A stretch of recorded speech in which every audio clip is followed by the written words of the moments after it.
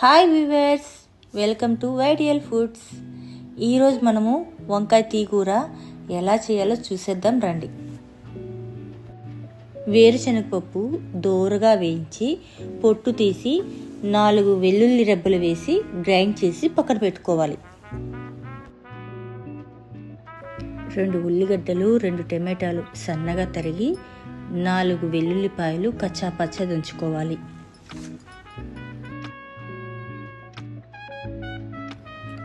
ఇప్పుడు నీళ్ళల్లోకి వంకాయలు వేసి శుభ్రం చేసుకొని కట్ చేసి పక్కన పెట్టుకోవాలి.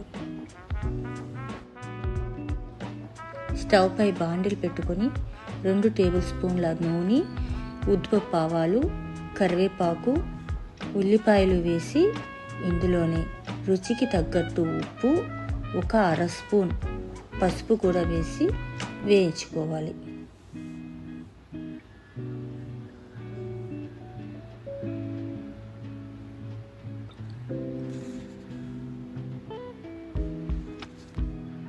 ఉల్లిపాయలు వేగాక టమాటాలు కూడా వేసి బాగా మగ్గనియాలి. తరువాత వంకాయలు వేసి 3 నిమిషాలు మగ్గిన తర్వాత 2 స్పూన్ల కారము, 1 స్పూన్ ధనియాల పొడి, మనం ముందుగా గ్రైండ్ చేసి పెట్టుకున్న వేరుశనగపప్పుల పొడి వేసి కలుపుకోవాలి. తగినన్ని నీళ్లు పోసి ఉడకబెట్టాలి.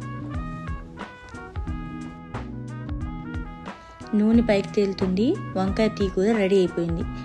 ఇంకా కొత్తిమీర చల్లుకునేసి వేడి వేడి అన్నంలోకి ఆవురమని తింటమే చాలా రుచిగా ఉంటుంది.